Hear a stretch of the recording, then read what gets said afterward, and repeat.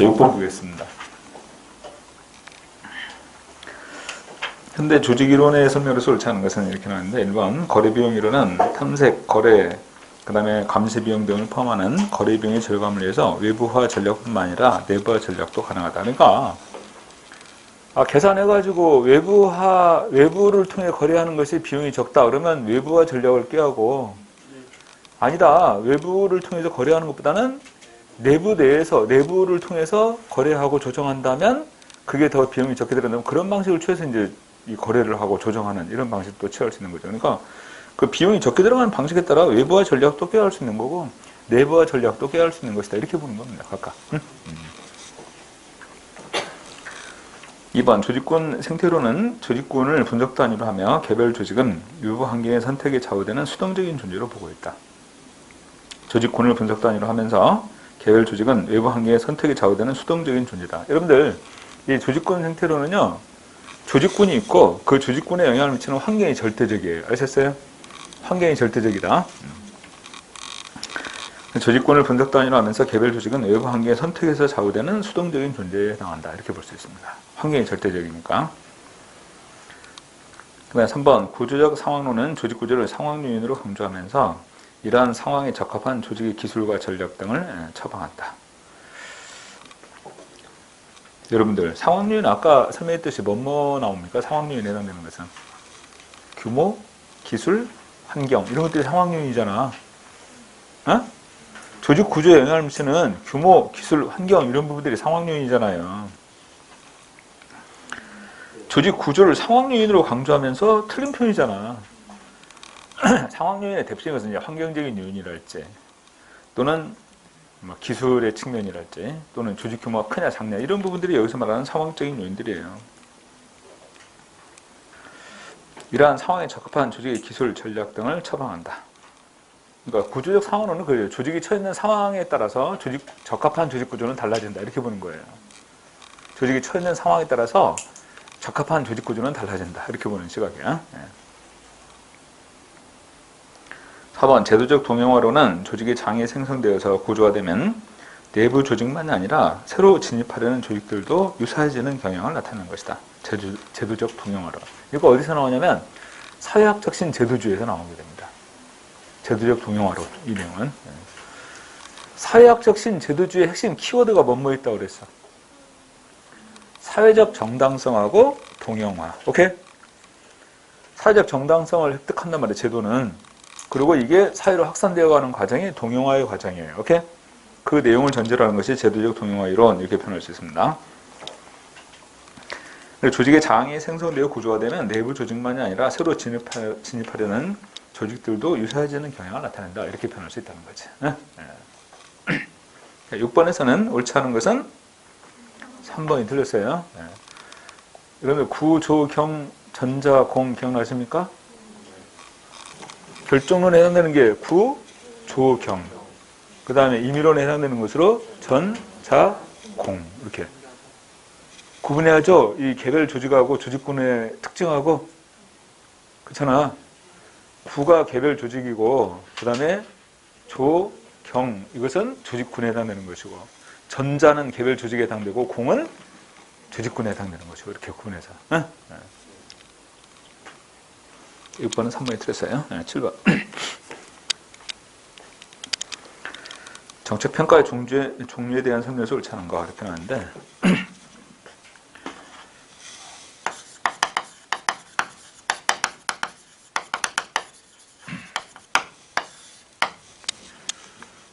정책평가의 종류에 보면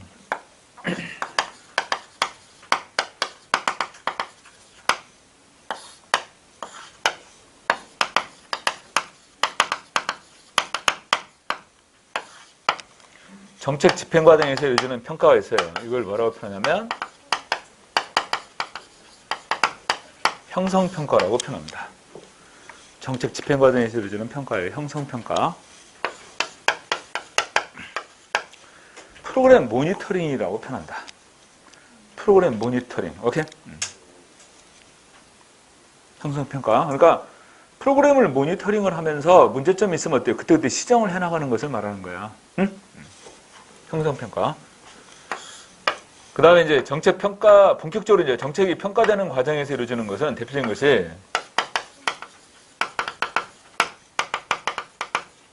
평가성 사정이 있죠?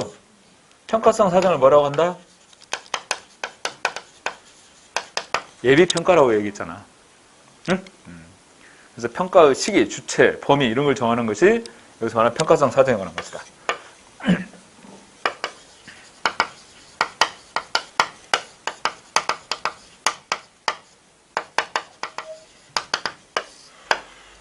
그 다음에 협의의 과정평가라고 하는 건데요. 이 협의의 과정평가는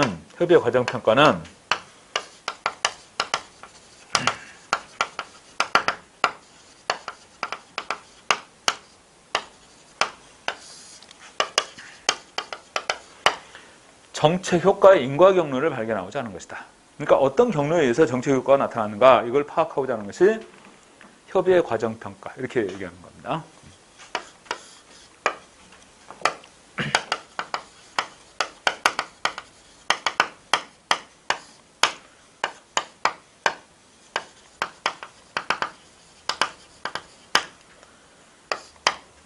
총괄평가는 효과평가 또는 영향평가 또는 능률평가 이거는 전체적으로 다 이루어지는 평가들이에요. 효과평가, 영향평가, 능률평가 이런 부분들이.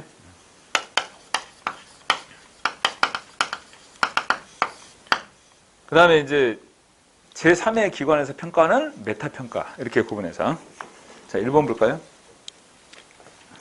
형성평가는 집행 도중에 이루어지는 평가로 집행관리와 전략의 수정 및 보완을 위한 것이다. 여기서 이루어지는 거예요. 응? 두 번째, 정책 비용의 측면을 고려하는 능률성 평가는 총괄평가에서 검토될 수 없다. 좀 전에 언급했던 것처럼 여기는 효과평가, 영향평가, 능률성에 대한 평가 다 이루어져요. 총괄평가는. 오케이? 이런 부분의 평가가. 능률성 평가도 이루어진다. 여기서. 응? 네. 3번, 평가 주체에 따른 분류해서 시민단체에 의한 평가는 외부적 평가다. 그러니까 메타평가는 외부 기관에서 평가한다고 그랬죠? 그러니까 시민사회단체에서 평가한다고 그랬죠. 이런 걸 얘기하는 거예요. 메타평가는. 4번, 평가성 사정은 본격적인 평가 가능 여부와 평가 결과의 프로그램 개선 가능성 등을 진단하는 일종의 예비적 평가로 볼 수 있는 것이 바로 평가성 사정. 오케이? 예비평가에 관한 겁니다. 그래서 평가의 시기, 주체, 범위 이러한 것들이 결정되는 것이 바로 예비평가, 평가성 사정 이렇게 표현하는 내용입니다.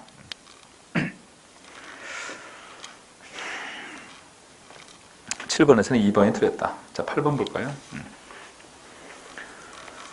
리더십 이론에 대한 설명에서 옳은 것을 모두 고르면 이렇게 나와 있습니다. 자, 기억에 나왔는 것은 피들러의 상황 적합성 이론에서는 상황 변수로 리더와 보아의 관계, 직위 권력, 과학구조 세 가지를 들고 있다. 그래서 여러분들 내가 피들러의 상황 적합성 이론에서 상황 변수로 두 문자를 뭐로 표현했어요?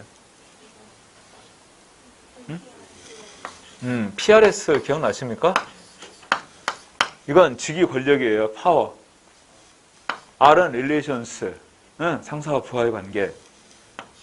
그 다음에 S는 structure, 과학 구조. 세 가지란 말이야. 피들러가 얘기하는 것으로. 세 가지 상황 변수야.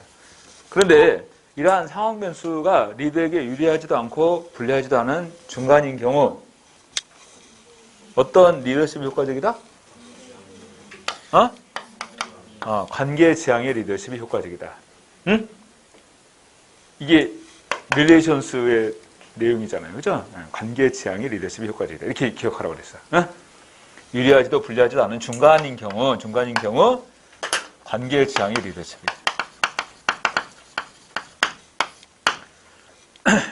기억해둬야 돼요.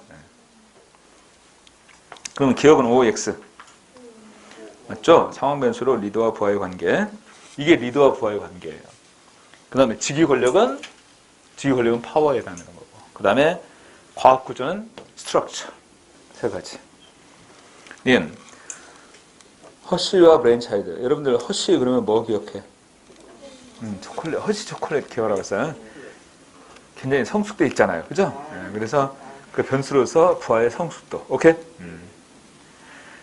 그래서 허쉬와 브레인차일드의 경로 우표 이론에서는 상황 변수로 부하의 성수도를 채택했다 그러는데 이 경로 목표 이론을 주장했던 인물은 하우스예요. 경로 목표 이론을 주장했던 인물은 하우스입니다. 그래서 그리고 이 허세이와 브랜차이드가 주장하는 것은 여러분 생애 주기 이론 이거 주장했잖아. 생애 주기 이론. 그래서 부하의 성수도에 따라서 처음에는 성수도가 미약하면 지시적 리더십. 오케이? 두 번째는 설득형의 리더십. 세 번째는 참여형의 리더십. 마지막에는 위임형의 리더십. 이런 식으로 성수도에 따라서 리더십의 유형이 달라진다. 이렇게 봤던 거죠. 그래서 허세이와 브랜차이드는 부하의 성수도에 따라서 생애 주기 이론 이걸 주장했습니다. 그리고 이제 각각의 생애 주기에 따라 바로 부하의 성수도를 기준으로 해서 적합한 리더십은 이렇게 달라진다고 봤던 거죠. 경로 목표율은 누가 주장했다고? 하우스가 주장했습니다. 여러분들 디귿에 보면 하우스 리더십 나와 있는데 경로 목표율은 주장했다고 그랬어요. 상황 변수 두 가지야. 부하의 특성하고 그 다음에 또 하나는 근무 환경의 특성. 응? 부하의 특성하고 그 다음에 근무 환경의 특성 두 가지. 그래서 이러한 상황 변수를 전제로 하우스가 리더십 유형을 구분한 건 네 가지입니다. 지시적 리더십, 지원적 리더십, 그 다음에 참여적 리더십, 성취 지향의 리더십 네 가지로 제시했어요. 블레이크와 머튼의 관리 격자 모형에 따른다면 무기력형, 컨트리쿨러형, 과업형, 중도형, 팀형이라는 기본적인 리더십 유형을 도출하고 팀형을 이상형으로 봤다. OX. 그런데 블레이크와 머튼이 관리 격자형 모형, 관리망 모형이라고 표현하는 것이거든요. 그래서 이쪽은 인간, 이쪽은 과업 해가지고 그 관심도에 따라 1단계부터 9단계까지 과업도 1단계부터 9단계까지 이렇게 나눴단 말이야. 응? 그리고 이 안에 이제 전형적인 유형으로 이 5가지가 있다는 거야, 이렇게. 응? 전형적인 유형으로 5가지가. 이건 무기력형이죠? 이건 사람들을 중심으로 하는 거니까 컨트리 클럽형 이렇게 표현하는 거예요. 여기가. 거기 두 번째 나와 있는 무기력형, 컨트리 클럽형. 여기는 뭐야? 과업형. 여기는 중도형, 타협형이라고 합니다. 이걸 단합형인 팀형이라고 표현했지? 이게 이 단합형인 팀형이 이상형이다. 이렇게 봤던 거죠. 응? 타협형인 중도형이 이상형이 아니고 이게 이상형이 아니고. 자, 그렇다면 8번에서 옳은 것으로 연결한 건 뭐가 될까? 기억, 리을 두 가지 내용이 맞겠죠?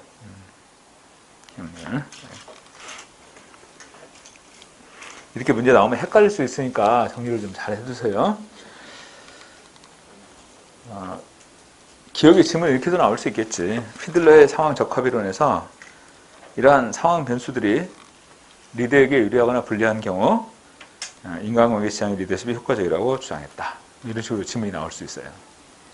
자, 9번 볼까요? 우리나라의 국가 재무제표에 대한 설명에서 옳지 않은 거 이렇게 나와 있습니다.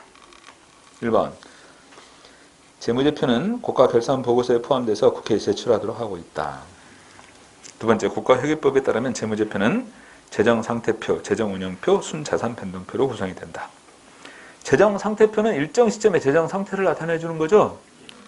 대차대제표를 의미하는 거야. 오케이? 재정운영표는 일정 기간 동안에 재정운영을 나타내 주는 거야. 그래서 이것은 대표적인 손익계산서가 대표적이에요. 재정운영표에 해당되는 것은. 손익계산서. 재정상태표를 나타내 주는 것은 대차대제표. 그 다음에 순자산변동표.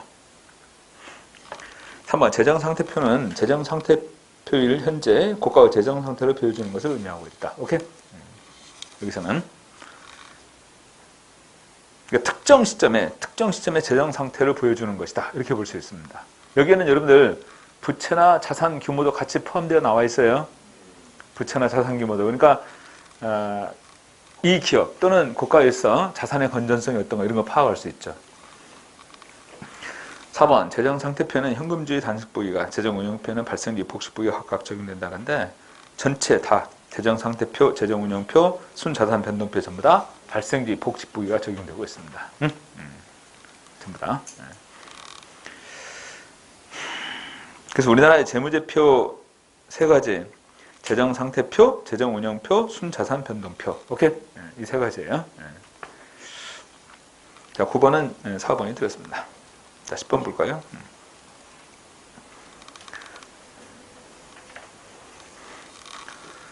현금주의하고 발생주의 비교하면 발생주의 복식부기를 도입하는 가장 주된 의도는 뭐다?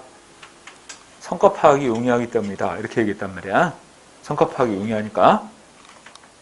그럼 여러분들 현금주의와 발생주의 비교하면 어떤 게 객관적이에요? 현금주의가 객관적이라고 볼 수 있어. 현금주의가. 발생주의 복식부기는 회계처리하는 사람의 주관이 개입될 가능성이 있습니다. 오케이? 그 내용도 같이 비교해두고. 자, 10번. 우리나라의 지방자치단체 사무에 대한 설명에서 옳은 것을 보기에서 모두 고르면 이렇게 나와 있어요. 자, 기억에 우리나라 지방자치단체 사무는 지방자치법상 포괄적 예시주의를 취한다. 자, 빨간 볼펜을 동그라미 해두세요.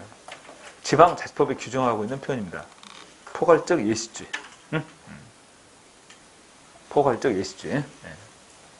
이거에 반대되는 표현은 뭘까? 개별적 지정주의겠지. 그지? 근데 우리나라는 포괄적 예시주의 방식을 취한다. 이렇게 볼 수 있어요. 님, 제주특별자치도에서는 국가경찰하고 자치경찰이 함께 활동할 수 있습니다. 이 제주도 같은 경우는 특별법이 제정되어 있잖아요. 지금 자치경찰이 시범적으로 운영되고 있어요. 자치경찰이.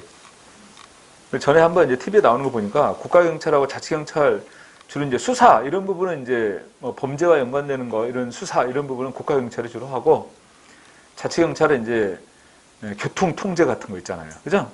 주민생활과 직접 연관되는 이런 부분들의 업무를 중점을 두더라 이런 얘기예요. 아까. 디귿 병역자원의 관리 업무 등 주로 국가적 이해관계가 크게 걸려있는 사무는 단체임 사무에 속한다. 병역자원의 관리 업무 이건 병무사무라고 표현하죠. 병무사무. 동사무소 가면 따로 있잖아요. 병무사무. 이런 경우는 국가적 이해관계가 크게 걸려있는 사무는 기관이임 사무죠. 그죠? 단체임 사무는 국가의 이해관계와 지방의 이해관계가 같이 맞물려 있는 게 단체임 사무예요. 이 코로나 바이러스와 같은 이런 전염병 예방 관리 이런 건 대표적인 단체임 사무에 해당되는 겁니다. 왜냐하면 국가 차원에서도 필요하지만 지방자치단체에서도 굉장히 중요한 일이잖아요. 단체임 사무는 이런 경우가. 또 필요하면 이 지방자치단체들이 이렇게 전염병 예방을 위해서 또 방역을 위해서 이제 노력하는 부분에 대한 지원을 해주는 거죠. 국가 차원에서. 이게 단체임 사무다. 닐, 지방에는 단체임 사무에 대해서 조사 감사를 시행한다. OX.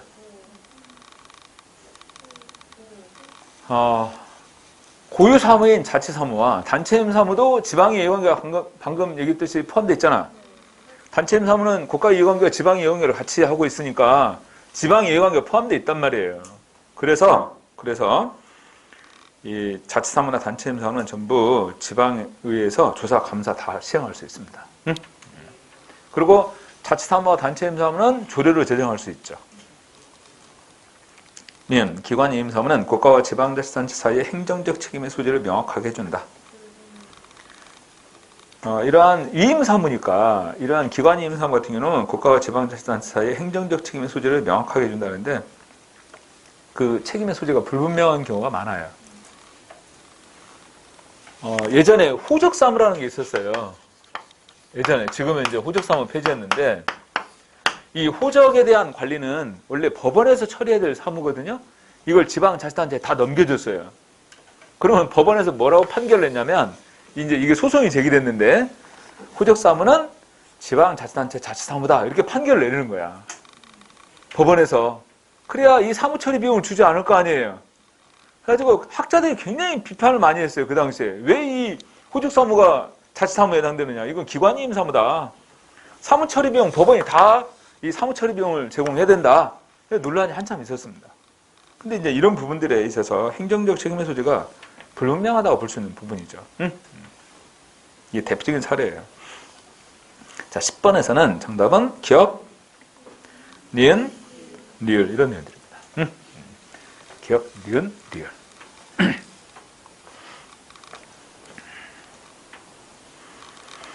자치사무하고 단체임 사무는 조례로 제정할 수 있다. 기관인 사무는 규칙으로만 제정할 수 있는 거죠. 아까. 자, 11번.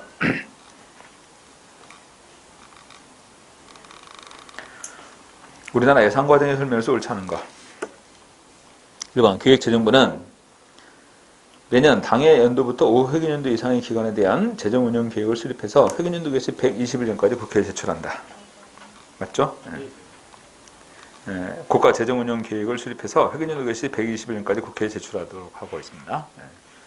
이건 예산안을 제출하는 시기하고 같이 맞물렸잖아요. 그래서 예산안하고 국가 재정운영 계획을 같이 제출하는 거예요. 국회에.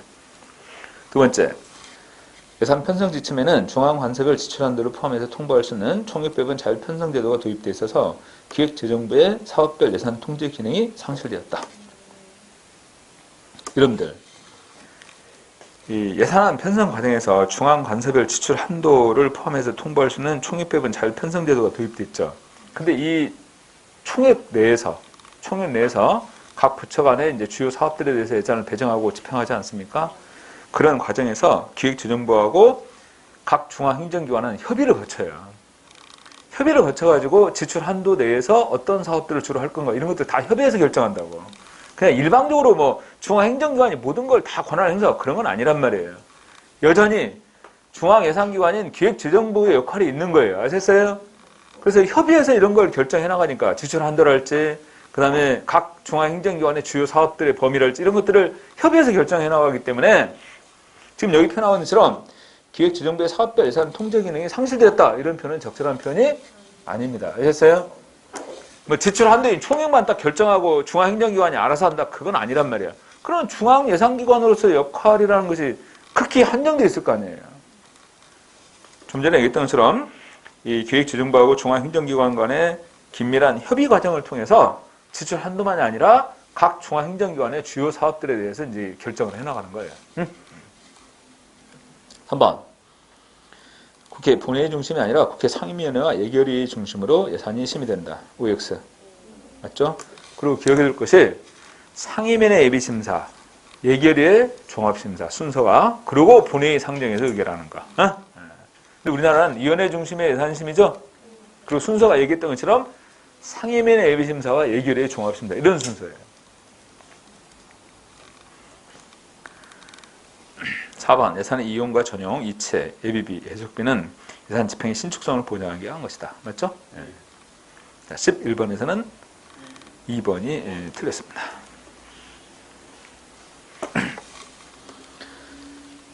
자, 12번 직무평가 방법이 나왔어요. 빨리 여기다 우측에다 뭐 써야겠어?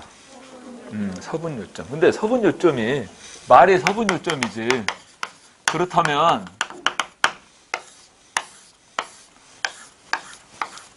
자, 상대평가, 절대평가 구분해야죠. 서열법, 상대평가, 절대평가. 상대평가. 이것도 상대평가예요. 그러니까 이쪽이 상대평가고 이쪽은 절대평가죠. 볼 것도 없이. 점수법이 들어갔으니까 여기는 계량이에요. 여기는 비계량이고.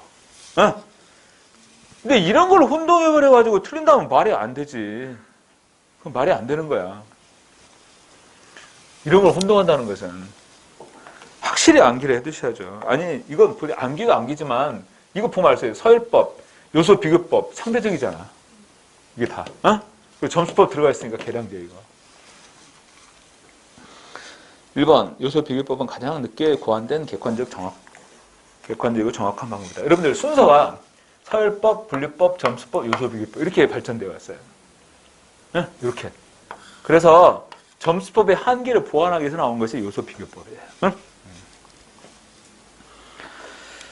요소 비교법은 가장 늦게 고안된 객관적이고 정확한 방법으로 점수법의 임의성을 극복하고자 개발된 비계량적이다. 그렇죠. 이것만 기억하고 좀 맞춰보려는 거죠. 계량적이에요. 2번 점수법과 분류법은 절대평가다. 점수법, 분류법, 절대평가. 3번 서열법은 점수법과 달리 직무를 구성요소별로 나누지 않고 전체적이며 종합적으로 평가하는 방법이다. 서열법은 직무와 직무의 상대적 가치를 평가해서 서열을 정하는 거니까. 그래서 전체적이며 종합적으로 평가하는데 여러분들 점수법은요. 직무를 구성하는 요소에 대해서 평가를 하죠. 직무를 구성하는 요소를 평가해서 점수를 줘요. 그래서 그 점수를 합한 그것을 토대로 해가지고 비교를 해나가는 거라. 총점을 기준으로 해서. 직무 요소별로. 4번 점수법은 신뢰도와 타당도가 높아서 일반적으로 가장 많이 활용되는 방법이 바로 점수법인데, 민간 기업에서 많이 활용하고 있거든요. 근데 이게 시간과 비용이 많이 들어가요. 그냥 간단하게 내가 표현했지만, 직무를 구성하는 요소들을 평가해가지고 점수를 부여하고 그 점수들을 합해서 비교하고 이런 과정이 굉장히 복잡한 과정이라고. 이런 과정들이. 그리고 각 직무를 구성하는 요소도 찾아내야 될 거 아니에요. 그런 과정들이 굉장히 복잡해서 시간, 비용이 많이 들어간다. 그렇지만 점수법은 신뢰도와 타당도가 매우 높다. 오케이? 자, 12번에서 옳지 않은 것은 몇 번? 1번입니다. 자, 13번.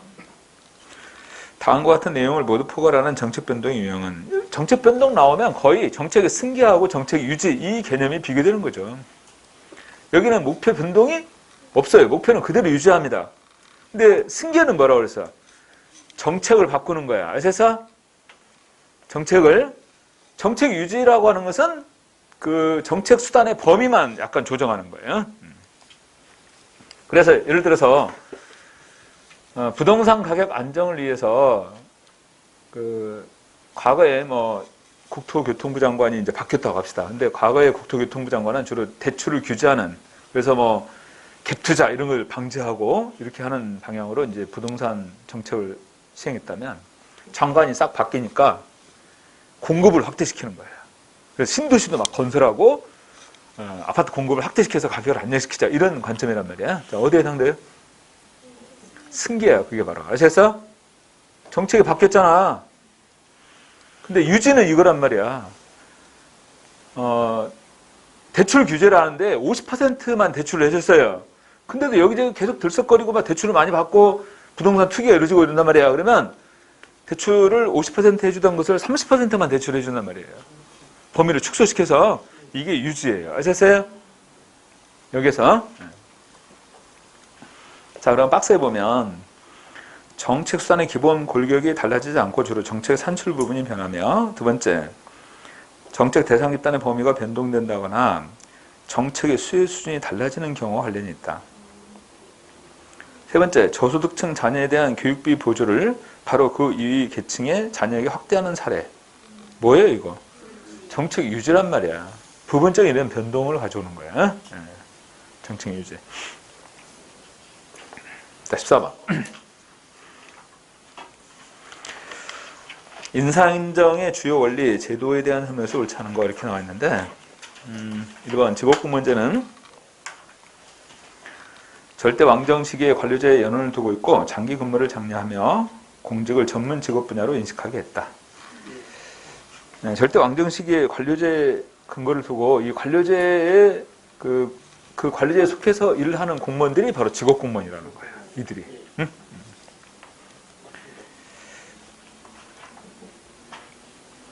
그래서 여러분들 이 절대 왕정을 배경으로 하는 유럽 쪽에서 계급제를 기반으로 해서 정착되어 왔거든요. 여기에서 이제 이런 직업군문제가 확립됐어요. 미국은 직위분리제 형태로서 개방형이기 때문에 직업공무원제가 확립되지 않았습니다. 아셨습니까? 지금도 여러분들 미국은 직업공무원이 아니에요. 그래서 해고가 아주 쉽습니다. 이 미국 같은 경우는 공무원에 대한 해고가. 그리고 여건이 바뀌면 다시 또 채용을 해요. 굉장히 그런 여건들이 잘 갖춰져 있어요. 미국 같은 경우 보면. 2번, 대표 관리자는 영국 학자인 킹슬리는 정부 관료제 구성에서 사회 의 주요 세력의 분포를 반영할 걸 제안한다. 이 킹슬리가 이제 유명한 영국의 정치학자인데, 영국의 관료 조직을 연구해 보니까 캠브리지하고 옥스퍼드 출신이 거의 70% 이상이더라는 얘기야. 영국 사회에서 아주 엘리트 그룹이잖아요. 캠브리지와 옥스퍼드 출신들은. 그러면 그들이 이렇게 관료 조직을 장악했을 경우에 그 사회의 모든 구성원을 위한 정책을 만들어 시행한다? 기회할 수 없잖아요. 그래서 이제 이 문제를 제기했던 것이죠. 그때부터 이제 본격적으로 대표 관리자에 대해서 관심을 갖고 그걸 형성하기 위한 제도를 만들기 시작합니다. 오케이? 3번. 실적주의는 미국에서 펜들턴법 제정으로서 공개 경쟁 채용 시험을 도입하고 연방 인쇄를 설치했다. 펜들턴법 그러면 시중 공연 이렇게 표현했어요. 에? 빨리빨리 왜 시중 공연 이렇게 얘기했잖아. 펜들턴법. 시는 뭐야?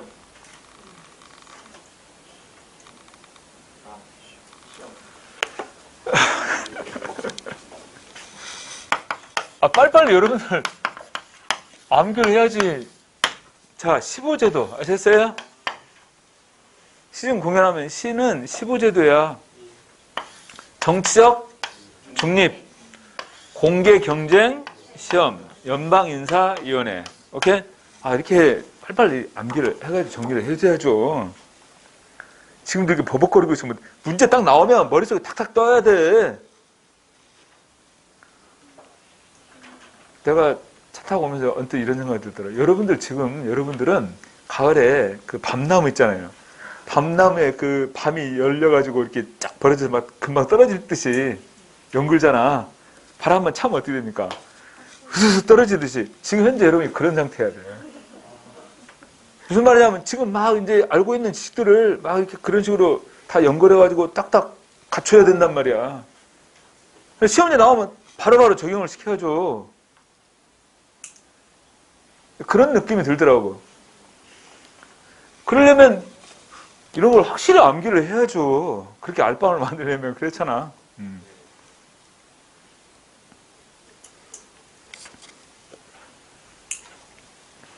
4번 여권주의는 교체 임명주의입니다. 미국의 잭슨 대통령은 공무원의 장기 근무의 순기능을 강조하면서 공직의 대중화를 도모했다. 교체 임명주의라고 그랬잖아. 정권이 바뀌면 공무원도 같이 교체가 되는 거예요. 계속. 그죠? 공무원의 장기 근무의 순기능을 강조한다고 볼 수 없습니다. 관계없죠? 자, 14번은 4번이 틀렸네요. 15번. 현상학적 행정연구의 설명을 옳지 않은 거. 1번. 행정현상은 사람들의 의식과 생각, 언어, 개념 등을 통해서 구성되는 것이다. 사회현상도 마찬가지죠. 그 사회 구성원들의 의식, 생각, 언어, 개념으로 구성이 되는 거예요. 행정현상, 사회현상 이런 것들이. 그 내가 그 사회현상으로 저출산에 대해서 설명을 해줬어요. 그걸 예로 들어서. 두 번째, 행정연구에서는 행정활동과 관련된 사람들 사이의 상호작용에 의해서 구성된 상호주관적 경험이 중요하다. 상호주관적 경험이. 행정활동과 관련된 사람들 사이의 상호작용을 통해서 구성된 상호주관적 경험이 중요하다. 3번. 행정에서 가치와 사실의 구별을 인정하고 현상을 개체적으로 파악하고자 한다. 행정연구에서 가치와 사실의 구별을 인정한다는 것은 행태론이죠. 그렇잖아요. 가치와 사실을 구별하는 거. 그리고 현상을 개체적으로 파악하는 것은 방법론적 개체주의 시각이에요. 방법론적 개체주의. 여기서.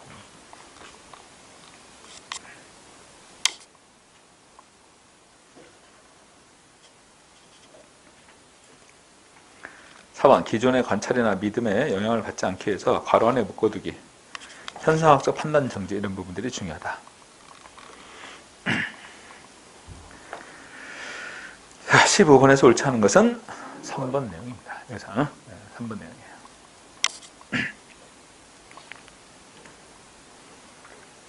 자, 16번. 매트릭스 조직의 특징의 설명에서 옳지 않은 거 이렇게 나왔는데 여러분들 기능 구조의 전문성과 사업 구조의 신속한 대응성, 기능 구조의 전문성과 사업 구조의 신속한 대응성 이걸 전제하는 것이 매트릭스 구조죠. 자, 명령 통일의 원리에 예외가 됩니다. 매트릭스 구조는.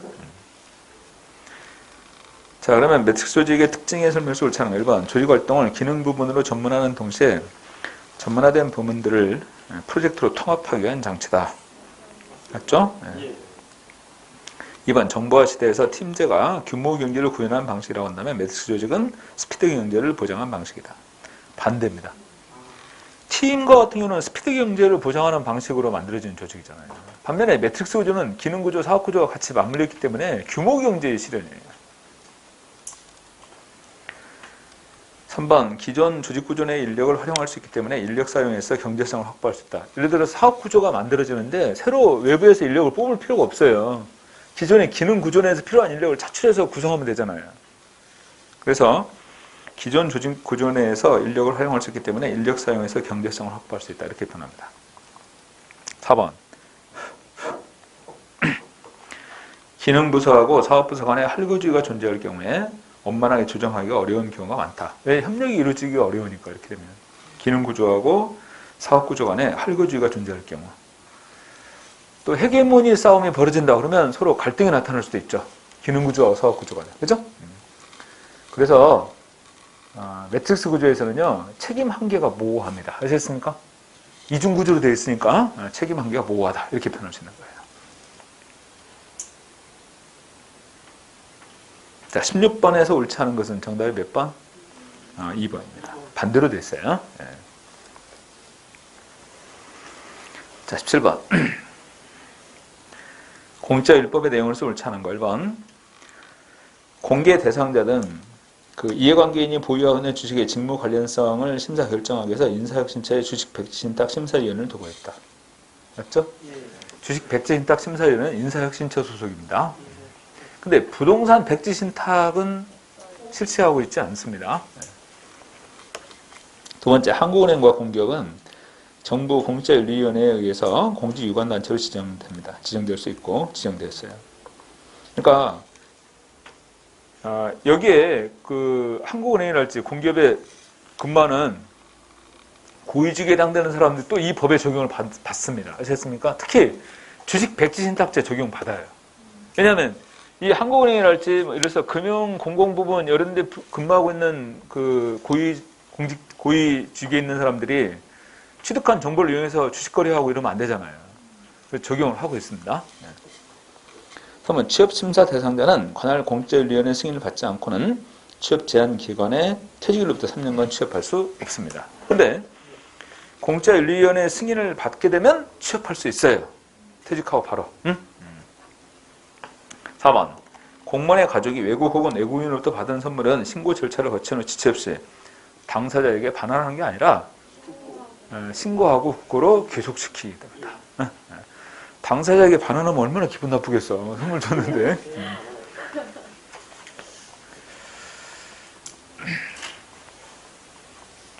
자, 17번은 4번이에요. 자, 18번에서 TV 과세의 전제조건을 설명해서 적절한 걸 모두 골라라. 이렇게 나왔는데, TV 과세의 전제조건,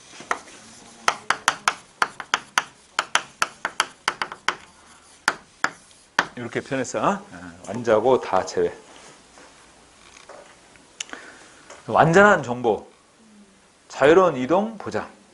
고는 고정적 생산 요소를 갖춰야 돼. 각 자치단체별로. 그 다음에 다는 다수의 지방 정보가 존재해야 돼요. 그 다음에 재는 바로 재산세입니다. 재산세. 재산세를 근거로 해야 된다.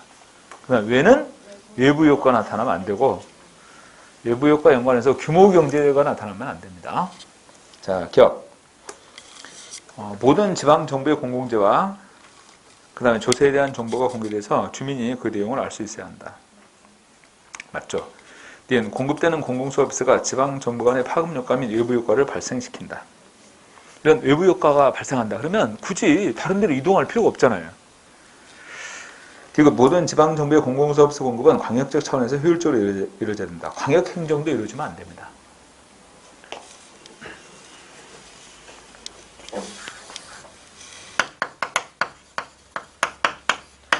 서울에 25개 자치구가 있단 말이에요. 그런데 서울시가 서비스를 공급해버리면 이 안에서 다른 곳으로 이동할 필요가 없잖아요.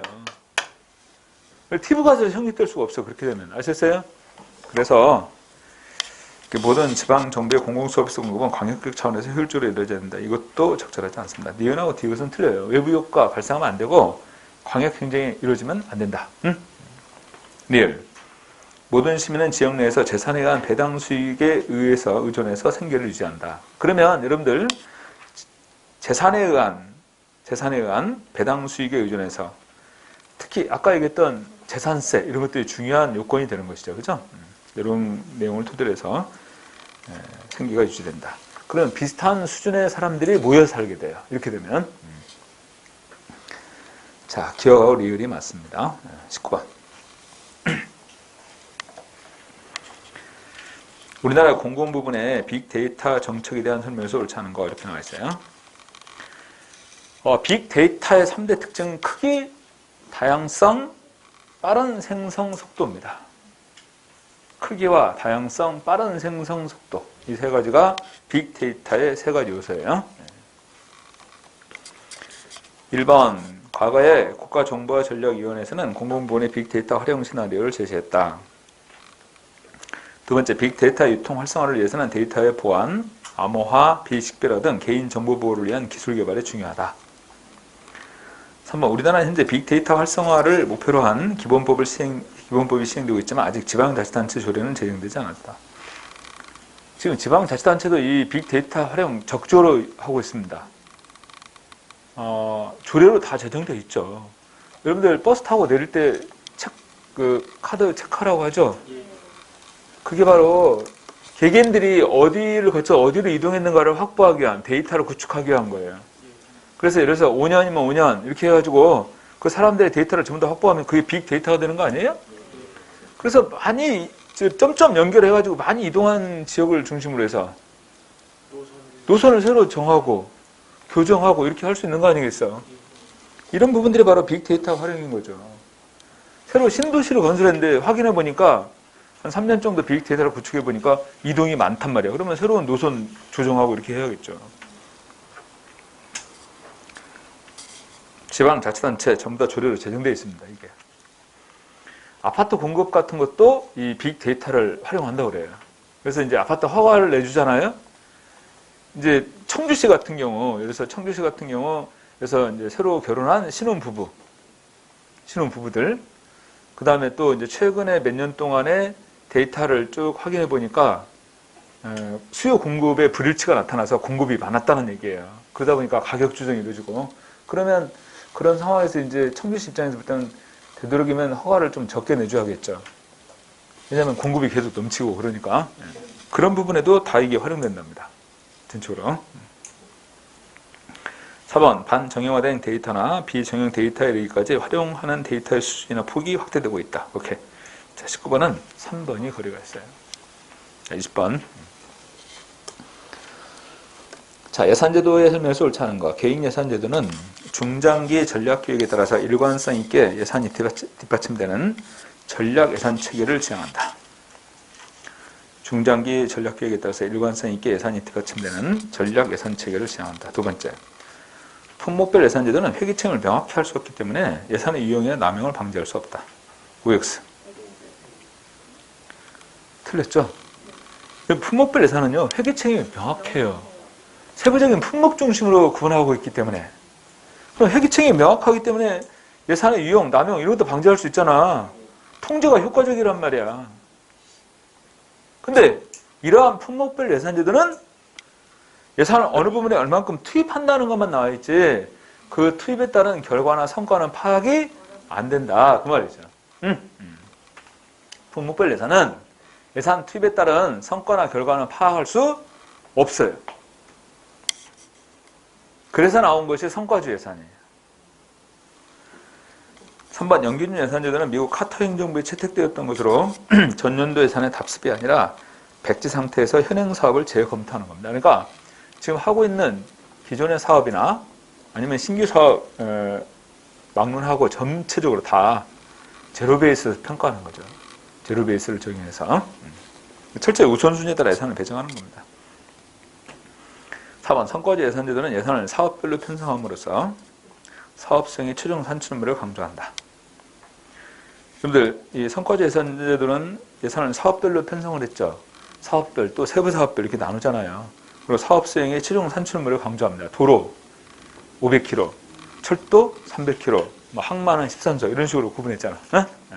그게 지금 여기서 말하는 사업 수행의 최종 산출물이라고 표현할 수 있는 부분들이에요. 이런 부분들을 강조하고 있다. 이 예산들 가운데 개인 예산만 예산 결정이 하향식으로 이루어진다. 직권적으로. 오케이? 예산 결정이. 그러면 개인 예산 제도는 예산 집행이 있어. 정책 중심이다. 부서 중심이다. 정책 중심이다. 정책과 사업 중심으로 이루어지는 거예요. 근데 상향식 예산 결정은요. 각 부서 중심의 예산 집행이에요. 이런 경우에서는.